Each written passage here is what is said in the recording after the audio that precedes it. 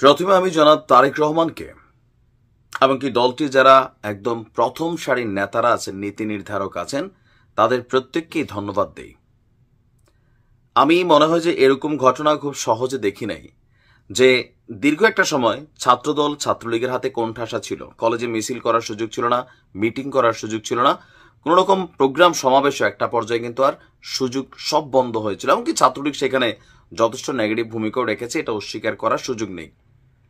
আবার সরকার পরিবর্তনের পর বিভিন্ন জায়গায় ছাত্রলীগের নেতাকর্মীদের উপরেও বিএনপি তাদের প্রতিশোধের যে খেলা, ছাত্রদলের বিভিন্ন জায়গায় বিশেষ করে যারা অপকর্ম করছিলেন তাদের বিরুদ্ধে কিন্তু অ্যাকশন চলছে। তবে যারা নিরীহ ছাত্রলীগের কর্মী, বাট কোনো রকম অন্যায় অপরাধ, তার বিরুদ্ধে মার্ডার কেস মামলা কিছু নাই, তারে যখন ছাত্রদল নির্যাতন করছে, আর এর এগেনস্টে আমি কেন্দ্রীয় সভাপতিকেও ধন্যবাদ দেই যে পুরা ছাত্রদলের কমিটিটাকে বিলুপ্ত করে দিছে, তখন বুঝতে হবে দল থেকে একটা বার্তা আসতেছে। কোন বার্তা?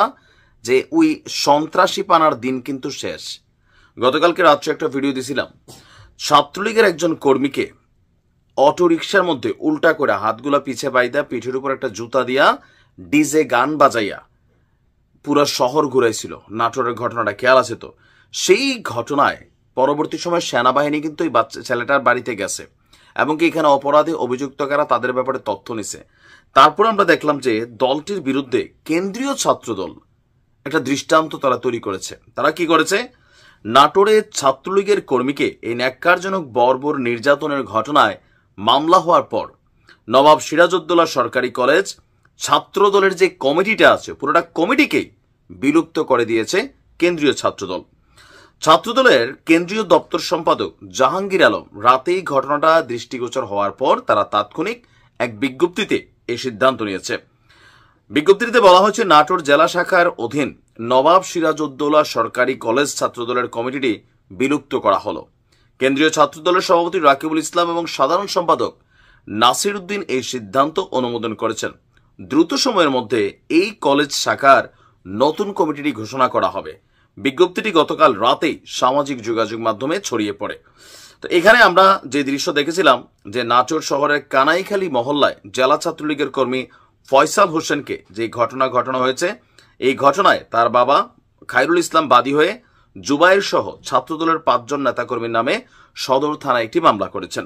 বিষয়টি কেন্দ্রীয় ছাত্রদলের নজরে আসলে দ্রুত ঘটনাটি তদন্ত করে এরপর কলেজ ছাত্রদলের কমিটিকে বিলুপ্ত করা হয়েছে। এখান থেকে শিক্ষণীয় কোনটা? যে দেখেন, মানে যে কোনো একটা ফ্যামিলির পরিবারের বড় সন্তান বা বড় যারা গার্জিয়ান আছেন তারা কিন্তু চায় না পরিবারটা বদনাম হোক। যে জায়গাতে ঘটনা ঘটছে, যে জায়গাতে অন্যায় হয়েছে, যে জায়গাতে আমার উপর জুলুম হয়েছে, ভাই আইন আছে দেশে, আদালত আছে, পুলিশ আছে, মামলা দেন, তারে আপনারা পুলিশ দিয়ে অ্যারেস্ট করান, এভিডেন্স আদালত সাক্ষী প্রমাণ দিবে। কিন্তু আপনি একটা অটোরিকশায় করে যখন এই দৃষ্টান্ত তৈরি করতেছেন, এটা আগামী দিনের জন্য হাজার দৃষ্টান্তের কারণ হয়ে যেত। তো ছাত্রদল যে সিদ্ধান্তটা নিয়েছে কেন্দ্রীয় কমিটি, আমি মনে করি এটা প্রশংসার দাবিদার। আর এরকম ঘটনার আগে দুইটার এখানে কেন্দ্রীয় কমিটি থেকে বহিষ্কার করা হলো ডাজন ফ্যাক্ট। আপনার হাতে আজকে একটু ক্ষমতায় আনো আসছেই না, ভবিষ্যতে আসবে এই আশায় এখনই যা শুরু করছেন, তাহলে ভবিষ্যতে আপনার হাতে ক্ষমতা গেলে আপনি কি করবেন? আবার এই ক্ষমতা আপনার কি চিরস্থায়ী বন্দোবস্তে পরিণত হবে? না, আপনার হাত থেকে ক্ষমতাটা সরে যাবে, আবার কখনো রিটার্ন আওয়ামী লীগের হাতে ক্ষমতা যাবে, তখন আপনি বাড়ি ঘর এলাকায় থাকতে পারবেন, প্রকাশ্যে কি পরিণতি হবে বুঝতে পারতেছেন?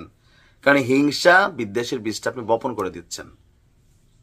হিংসা নয়, ভালোবাসা থাকুক, প্রতিযোগিতা থাকুক। ভালো থাকুন।